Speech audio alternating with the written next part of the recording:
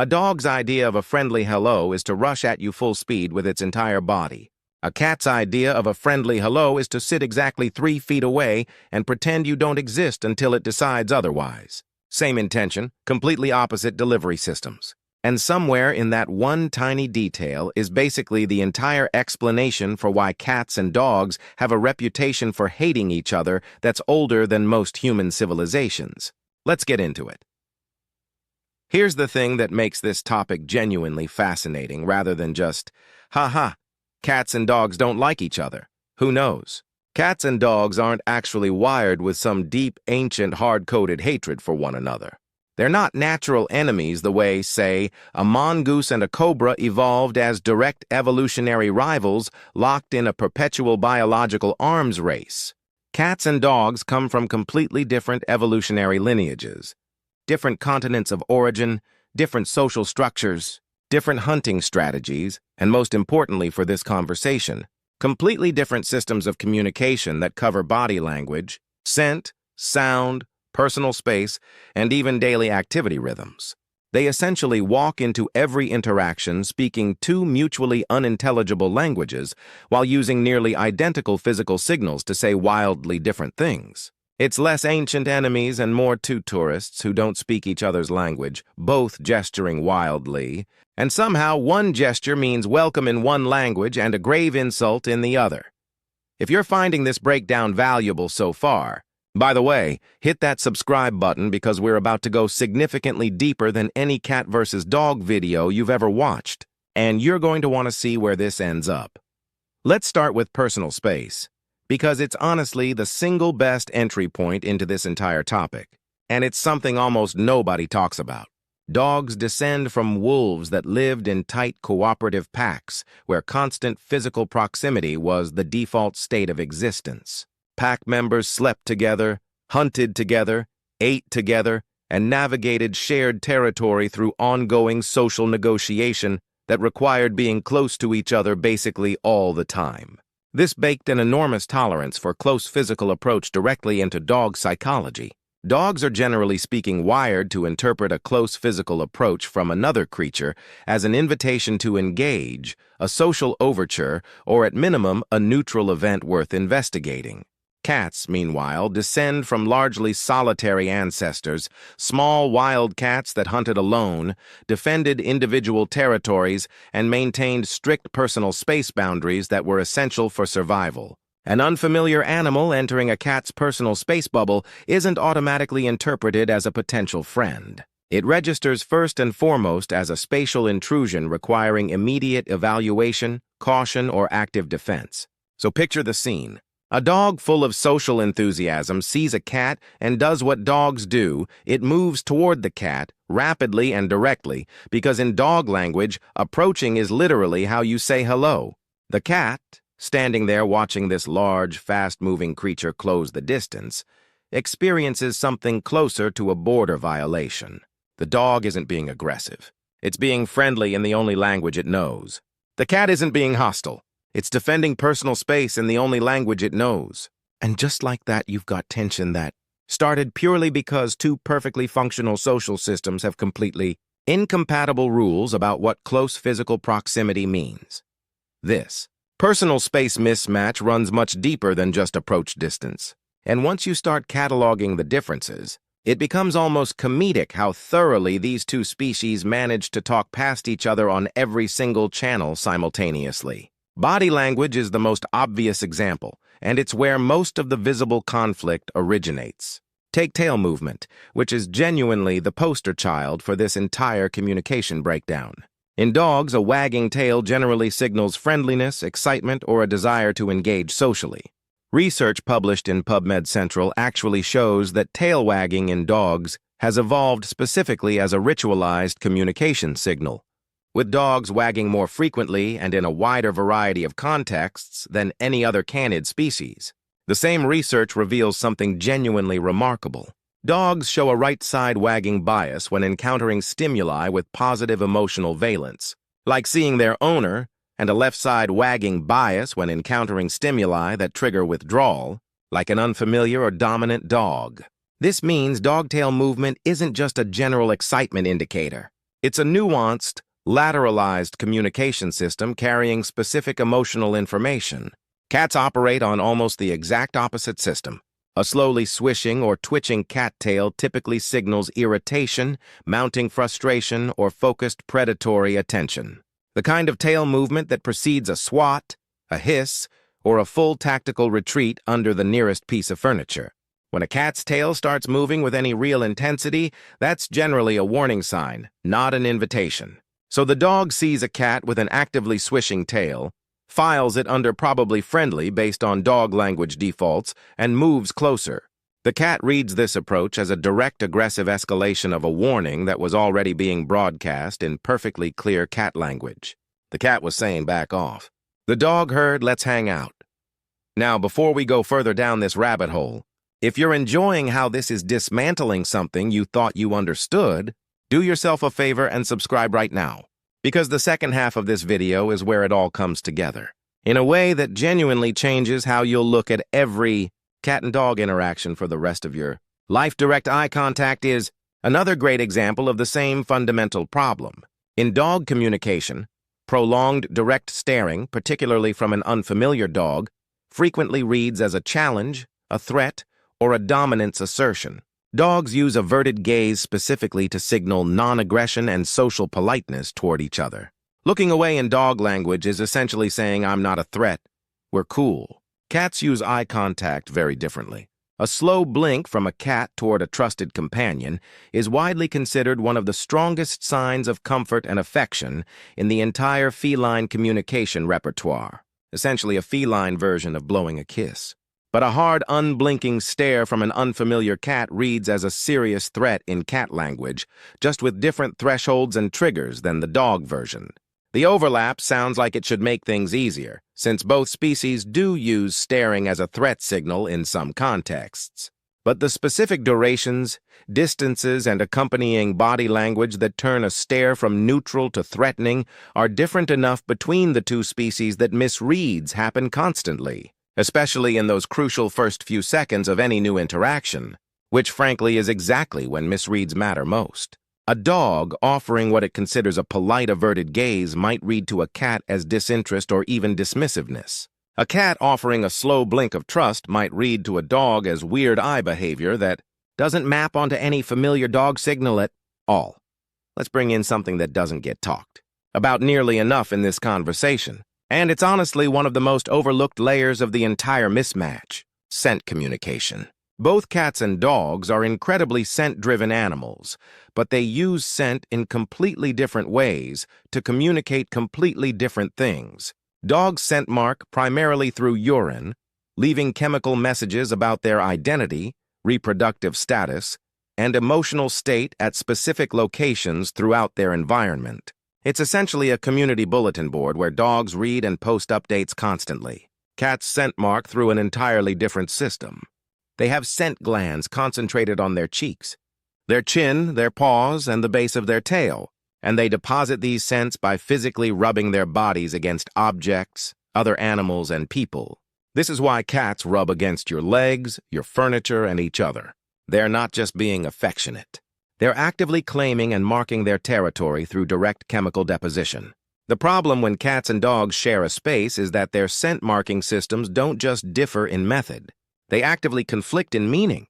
A dog urinating in a shared household area is performing a completely normal dog behavior that reads to the cat's scent processing system as a massive territorial intrusion. An unfamiliar animal chemically claiming space the cat already considers exclusively its own. Meanwhile, a cat rubbing its face on a dog's bed or resting spot is performing a completely normal cat behavior that the dog may interpret through its own scent framework as something worth investigating, challenging, or overmarking. Neither animal is being deliberately provocative. They're both just running their own perfectly functional scent communication software in a shared environment where the other species' scent system reads everything as either confusing or confrontational. Sound adds yet another layer to this pile of miscommunication, and it's more significant than people realize. Dogs bark. That's their primary vocal tool, and barking, particularly excited or alert barking, tends to be loud, sustained, and carries enormous distance. In dog communication, barking serves functions ranging from alarm signaling to play solicitation to simple social expression.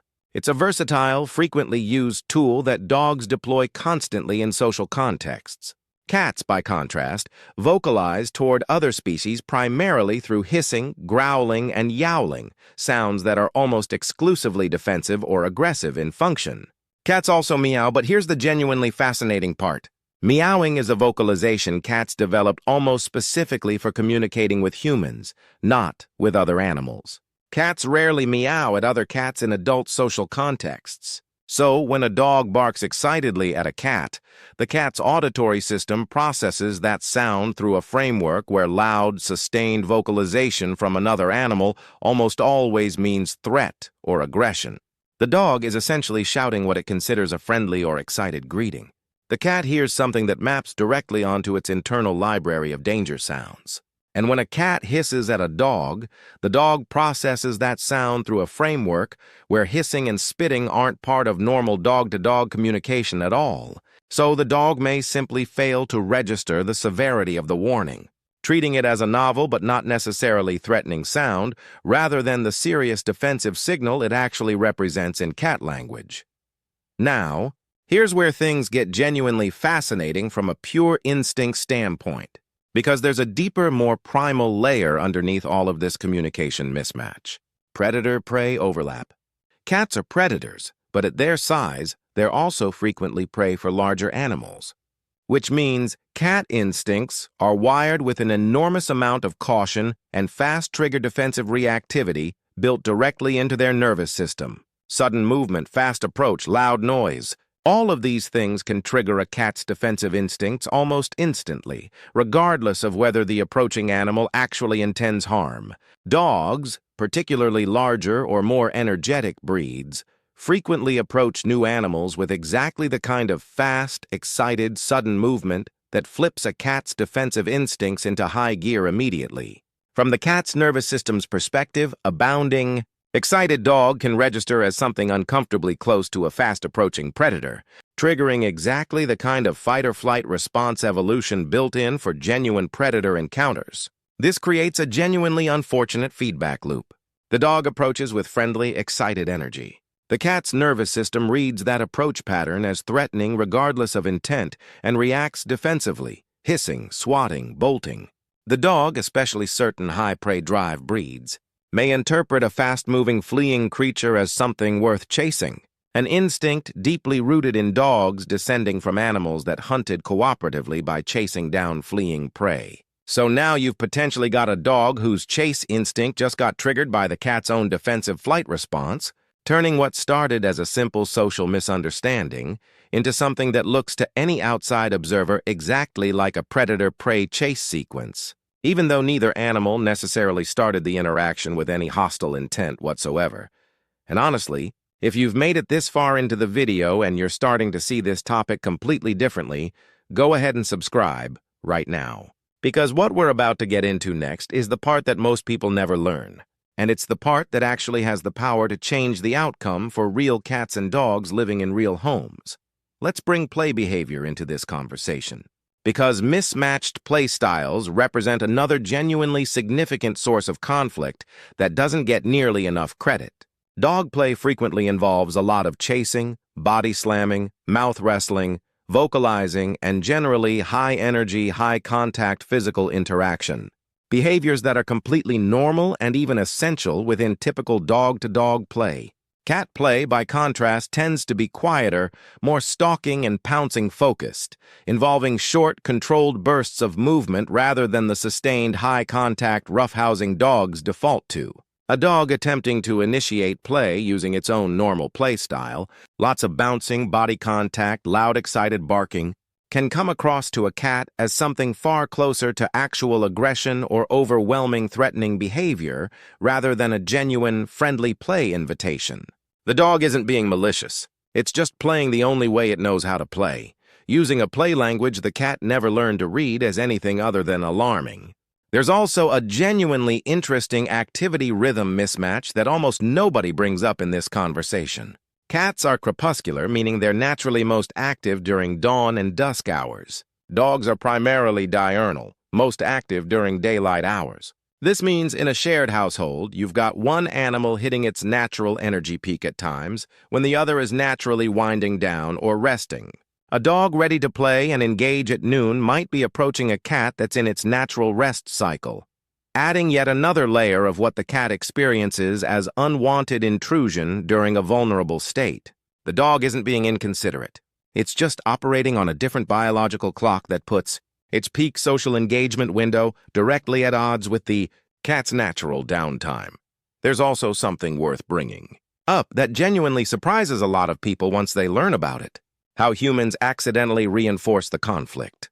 When a cat and dog have a tense or hostile first interaction, a common human response is to physically intervene by picking up the cat, scolding the dog, or loudly separating the two.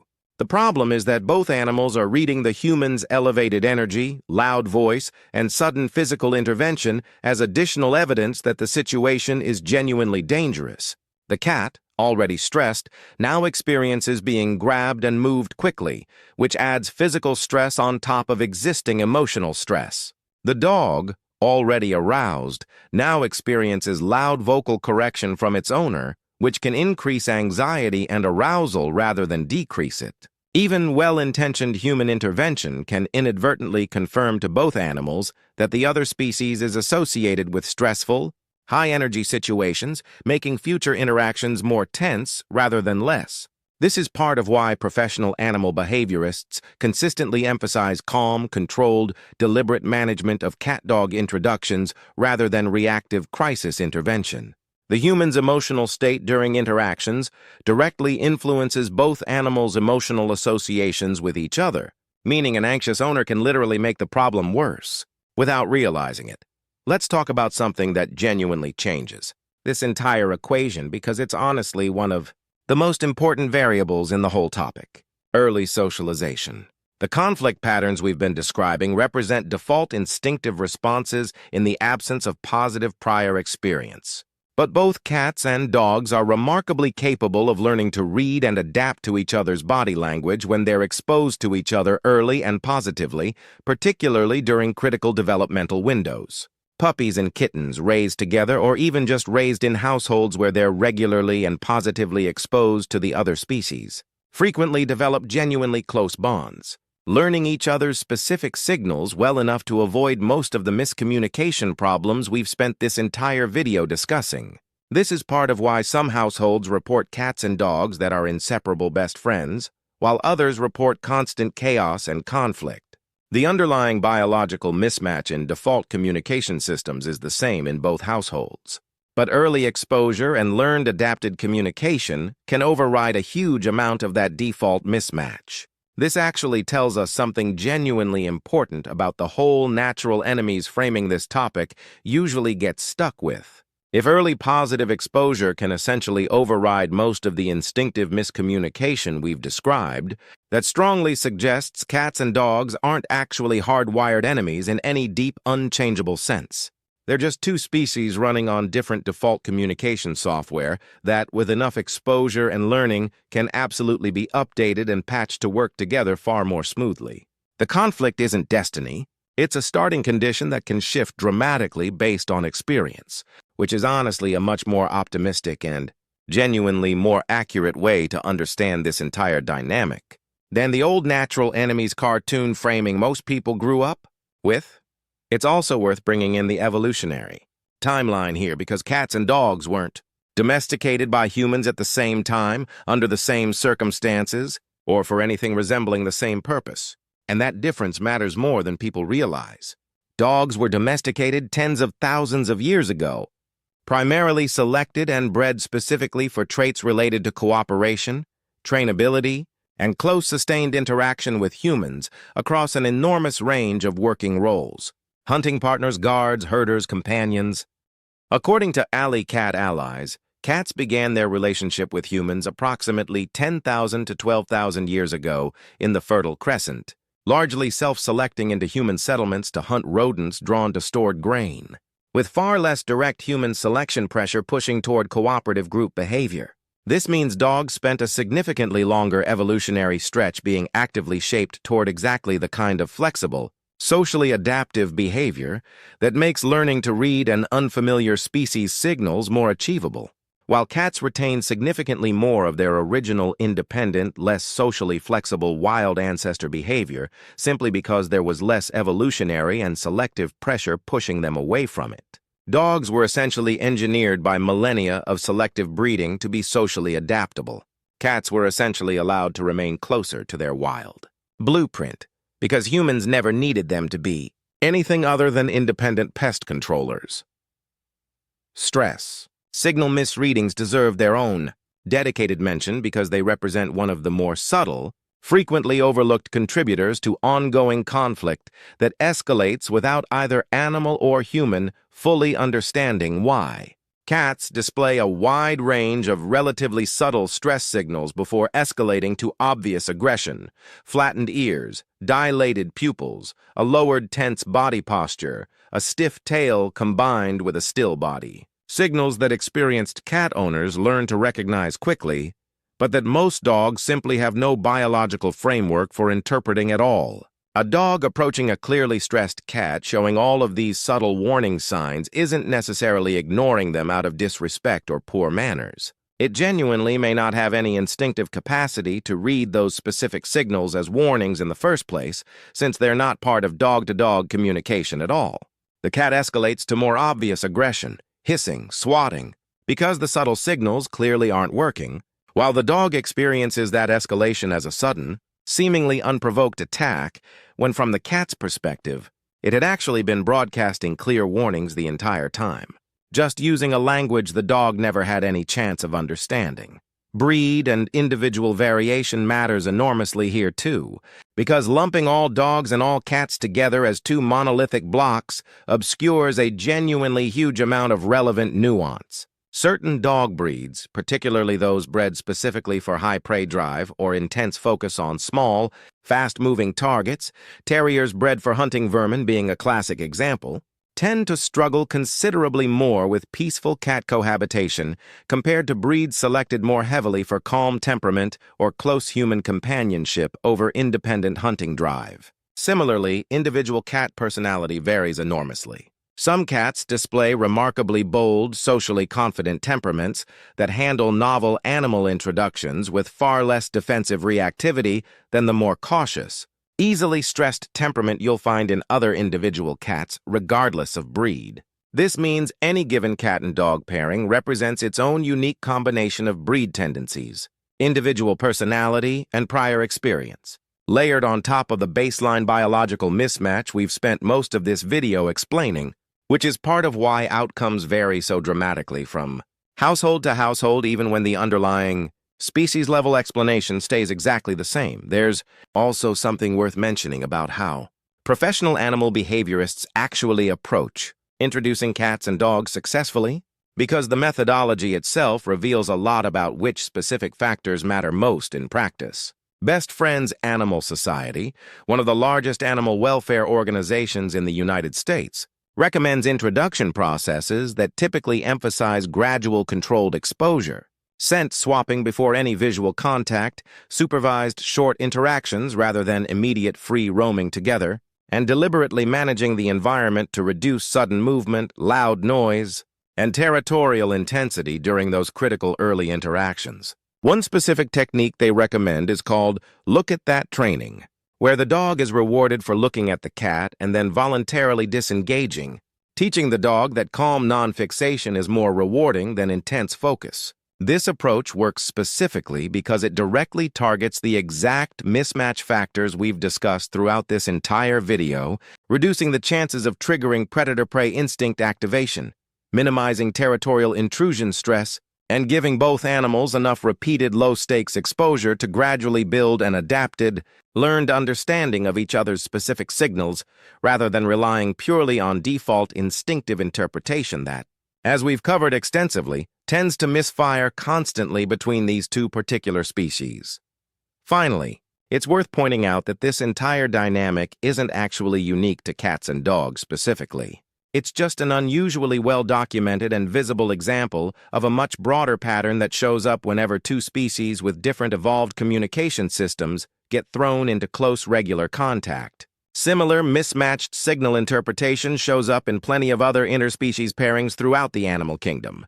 It's just that cats and dogs happen to be the two species most commonly sharing human households worldwide, which means humans have had an enormous front row seat to observe and document this particular communication mismatch playing out, repeatedly in millions of living rooms across the entire planet for about as long as people have been keeping both animals as companions in the first place. So let's pull this entire picture together, because once you stack all of these individual factors on top of each other, the full explanation becomes genuinely satisfying in how thoroughly it accounts for basically every common cat and dog conflict scenario people typically report.